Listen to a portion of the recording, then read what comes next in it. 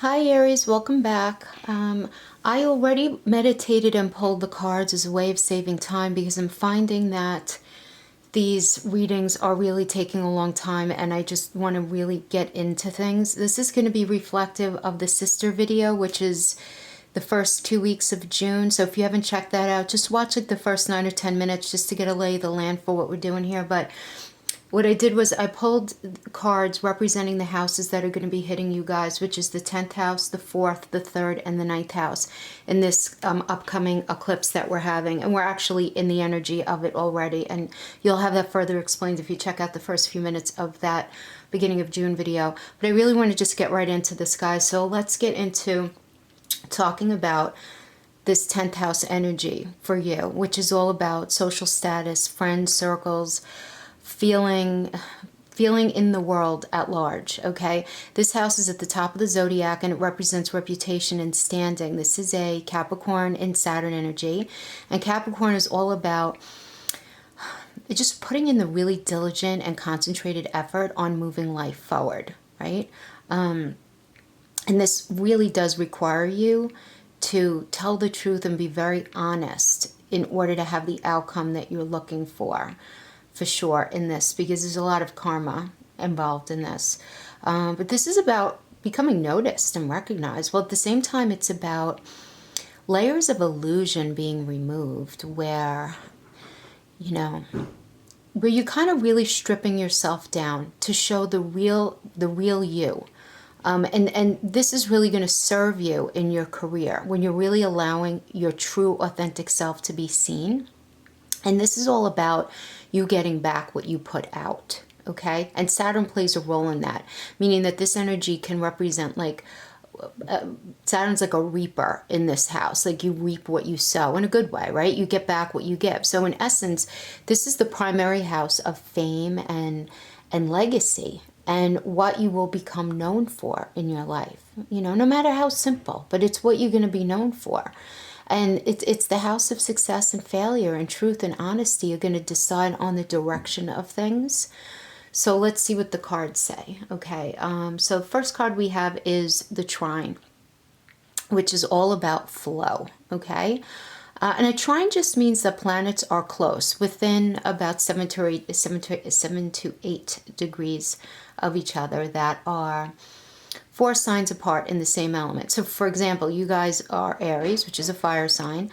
So you guys would be trine with Leo and Sagittarius. And then Leo with Sagittarius, right? Because those 4 signs apart from each other.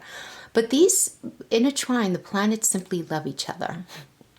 And this energy really does not, they don't cause each other any stress, okay? So this card in the reading asks you to trust that there's an easier way to be right now. And it may involve not doing anything at all. No matter the stickiness or challenge of a situation, you may be best served by giving the least amount of effort, or at least less than you currently are. Now, this doesn't mean denying or avoiding any challenging emotions, just that this is a moment that's going to favor the path of least resistance. The least amount you fight it, the better things are going to flow for you. Okay, so allow yourself to sit in the good stuff and invite more balance into your life, and think about which area of your life is poking at you to become more balanced and to go with the flow a little more, And then the first tarot qualifier we have here is the 3 of Wands reverse, and this is telling me that you need to pay attention to, first of all, your solar plexus chakra. Okay, this is the Sun in Aries energy, which indicates communication problems occurring right now and in a certain part of your life, okay?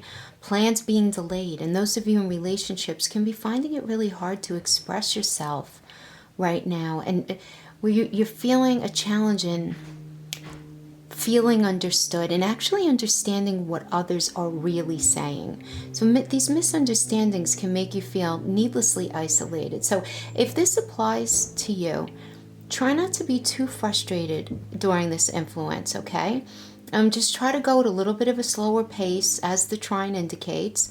And this is also about you adjusting your internal thermostat in preparation for receiving something that you have your sights set on. As this is all about harnessing that transformational energy that we're in right now, right? Except without the need for any external validation, right? Focus on that, despite the fact that you might be dealing with some external criticism, maybe some internal criticism, right, of yourself, and maybe even some bullying at this time. You know, bullying is such a silly word, right? But it actually happens in the adult world too. People just don't talk about it as much, but it's very real, right? And then we have the Three of Cups energy reverse, which can indicate some sort of flirtation or indulgence or something that's gone too far that involved very heated emotions, okay?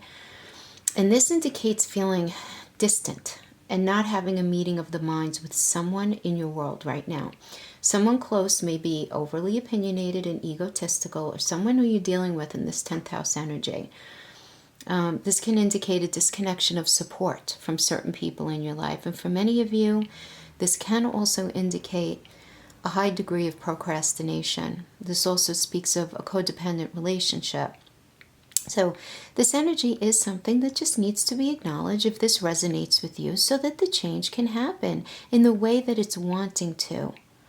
So any low vibrational thinking is just going to serve as a block in this house. So you want to just pay attention to that, okay? Now let's talk about the 4th house, which represents our roots, home, and family. And the 4th house is ruled by the moon, and it governs the feelings and all the ways we're sensitive and emotional. It's where our dreams live and our soul yearnings, you know, things that we just really, really, really want, okay? This is about the beginning of the family and holds the memories of our ancestors and represents the putting down of roots and the foundation of everything really in our lives. So in the 4th house, the self feels very centered and grounded, but at the same time likes to hide away and retreat here. So because there's a very gentle and emotional rawness to this energy, you know. So on a mundane level, though, I do get that many of you will be buying or selling a home during this eclipse story, right? It's over the 2-year period, or making improvements on your homes. Also, something to do with others. Yes, many of you are going to have people from your past showing up. Reconnections during this eclipse story. For many of you, memories of past lives may even be resurfacing, you know, transforming areas of your present life where you're going to realize just things hitting you almost out of the blue that you want to try, or talents kind of showing up out of nowhere, or just these ideas that you have no rhyme or reason as to why you're feeling the need or feeling pushed and moved to do a certain thing. But subconsciously, you're going to be understanding that this has something to do with your past life, you know.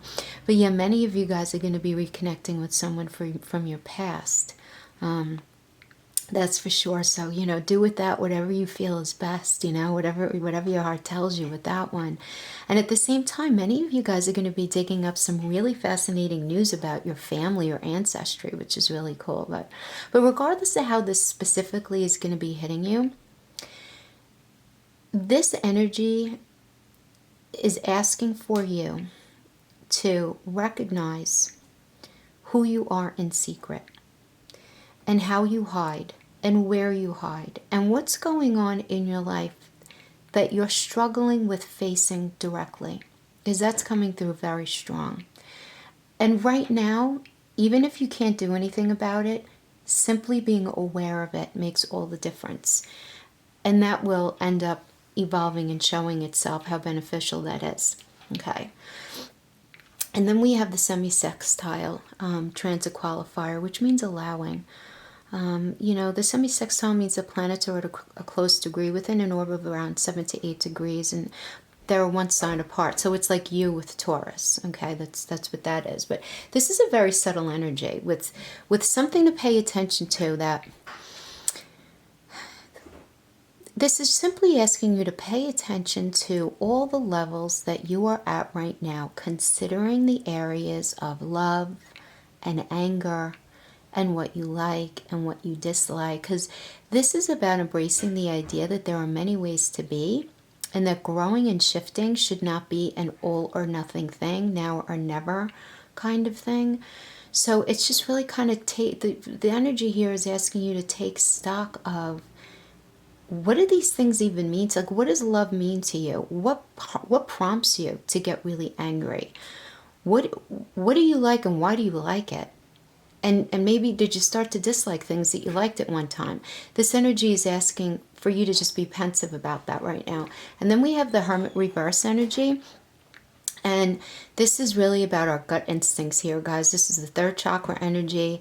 And this is where our fight or flight lives. Our fight or flight energy comes from.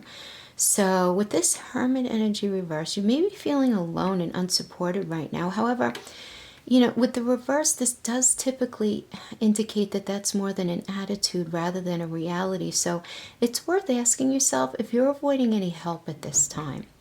This tells me that many of you are finding it really hard to let go of something related to this fourth house due to habit or stubbornness. But regardless, I'm getting that for those of you who this resonates with, many of you are feeling cut off from your regular avenues of support right now. And again, this could be because you've chosen it, you know, it could be that by choice, but I'm just getting that feeling. And then we have the Eight of Cups reverse, and this is related to the root chakra, to the first chakra, representing our current energy source. And this energy wants you to ask yourself what you're holding on to. This energy is all about taking stock to figure out if what you're clinging to in the past, you know, why are you holding on to it? You know, when you know that your current situation has to change, like you know it can't continue any longer, right? So this energy indicates areas of judgment, saying that you've stayed in something past its expiration date, or that you jumped into something too soon, and that you're just not quite able to see your way out of it right now. But the thing is, at this point, there's no logical solution, and timing is really important with this energy. So really, this may be a situation where things need to stay kind of like status quo, and your intuition is going to let you know when it's the right time to make a change in whatever area this is related to. But this is about you at least having the awareness that there's something in your life that you're clinging to that no longer serves you. And again, even if you can't make the changes yet, the awareness gets the seed growing, you know, which is really going to be so important in this whole process. Now let's talk about the third house here, which is about communication. This is about how we think, speak, communicate, represent how we communicate, how we connect. It represents our need to know and demonstrates how we put our concepts and thoughts into words. So this is also the house of technology, guys, too, like texting, messages, emails, phone calls, you know, any way we communicate, you know, pigeons, whatever it is. But this truly is the house of mind, because this is a Mercury energy having to do with giving and receiving information. And this does indicate a great time to start a business of your own in this energy. Understanding that with the eclipse movement, there's going to be a lot of transformation. So a lot of you guys are going to be feeling like you're just getting these messages from spirit that this is what I need to do, okay? You know, I need to create this business, especially if you're creating a business that has to do with communication, like creating software, something to do with deciphering codes and messages, for example. So let's see what the cards say. So the first energy here we have is the ascendant, okay, which is the outlook card. So the ascendant or rising, people are saying, why, you know, what's the deal with the rising sign, ascending sign, what's what? They mean the same thing, and they're really important to understand in your chart. So what is it, right? It's the zodiac that was cresting on the eastern horizon as you were born, as you came out of your mom's womb, okay? It also indicates the energetic flavor of your first sips of air, okay? And our ascendant sign is the foundation of our personality, and I also like to call it like our bathroom mirror, because it's the style of our expression and the way in which we're perceived by others, okay? How we show up, how people see us in the world, like our actual presentation. The energy in this card wants you to ask yourself where the person you actually are and the person you are in the world with other people, where are you out of alignment between those two versions of yourself? You know, Are you really living in your truth? Because this is asking you to consider ways in which you've been holding back for fear of being fully seen. And being fully seen is a very scary thing. I don't care what anybody says. It's scary, This is about recognizing areas in your life where you hide, Do you hide behind a beautiful car, a nice house, nice clothes, a great job, or even a partner? Where you hide behind things, and this energy is asking you to get in touch with the real you that's underneath and behind all of that, and to start tapping in and trying to pull that version of yourself out into the forefront a little bit more, okay? And then we have the Empress energy, and that's the fourth chakra energy. It's a heart energy. This really speaks to matters of the heart, having to deal with communication, okay? So this is a time for you to make connection between, your Empress energy, which is about abundance and material comfort and security and feeling emotionally supported, and your house of communication and how you communicate. And is the way you communicate best serving you to feel connected to those in your life in the way that you'd like? Because this energy is about happiness and security. And this indicates a great time to begin a relationship if your communication is on point, as well as this being a really harmonious time in relationships in general, within family, within any established relationships. But this is going to be the culmination of you being on point in your communication sector. A very supporting energy. But you have to look at where maybe you might need a little tweaking in that area if you do, okay? And then we have the Knight of Swords reverse, and this energy references the throat chakra, which is the fifth chakra above the heart, and it represents what we will or will not manifest with spirit, okay?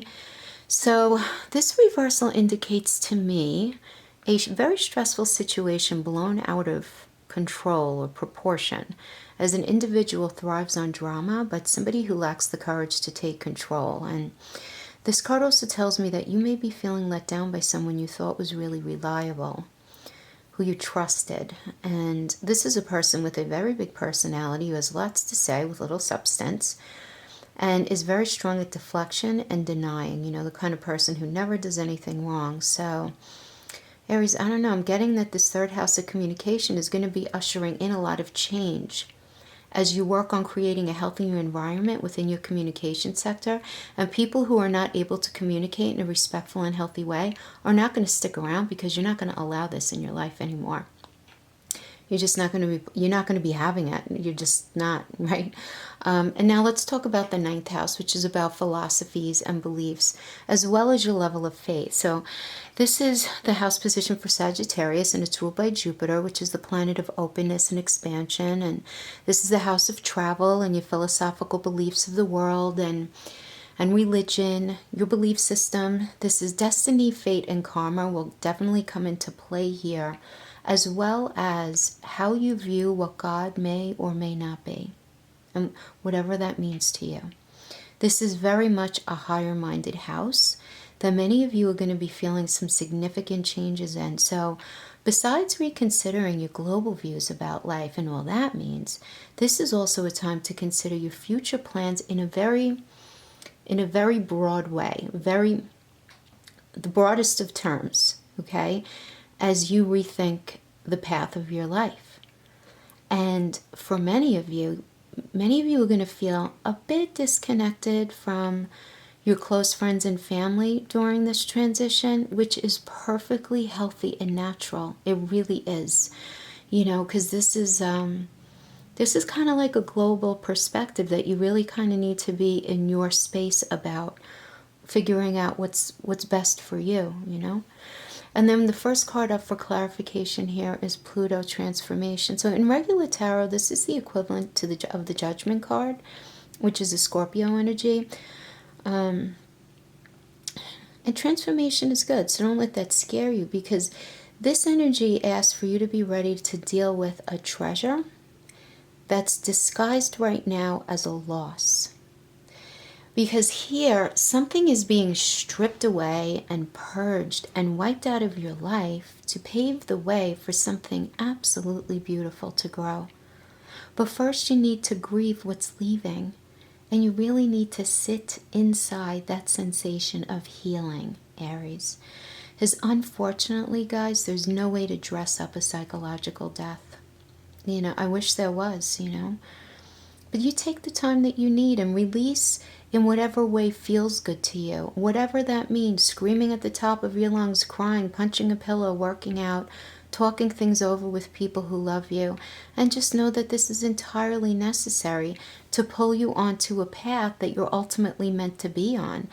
And I know that that does not help those of you who are resonating with this as far as any sense of acute pain that you may be feeling right now, guys, but don't lose the faith, because this really is bringing you into such a beautiful space. It is. Look, no lie, look, you guys are cardinal energy. You guys with Capricorn, Cancer, and Libra, you guys are feeling this eclipse narrative the strongest, and this is a very deep house to have the eclipse in. So just be kind to yourself right now, and then we have the death reverse energy, which is a crown chakra energy, and that's the 7th. And I love this for you because it indicates a neutrality, which is where healing begins, and the death reverse, look, this does indicate endings and beginnings, almost like at the same time. Typically it happens at the same time. But the fact that it's reversed here tells me that you're feeling very anxious and stressed.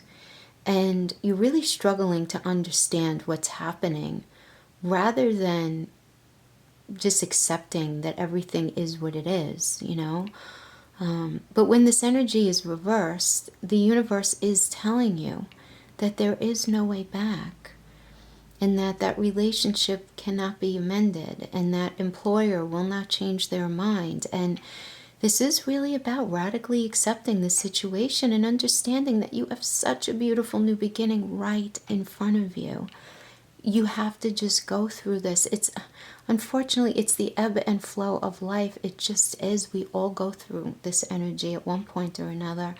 Yeah, guys, because look we end here. We end with the Ace of Cups energy, which is another first chakra, root chakra energy, which is all about the gift of love and key emotional events. So this can indicate a bunch of things. This can indicate, for those of you who this would apply to, becoming pregnant. It can apply to motherhood. It can indicate being a parent and that taking priority over work and finances, right? So maybe that's something you hadn't done before and you're doing that now. In relationships, this energy indicates falling in love and passion, and it signifies a new partnership. In existing relationships, it signifies love and support, and this is a beautiful energy for any new work projects, anything to do with your career, any area of your life that you feel emotionally connected to is going to be blessed on the other side of this. After you work through and you go through the shifting of your beliefs that you're going through right now, you're just going to realize, like, opening this door, this new door in this house is just going to usher in so many good things for you guys. Really, it's very clear to me.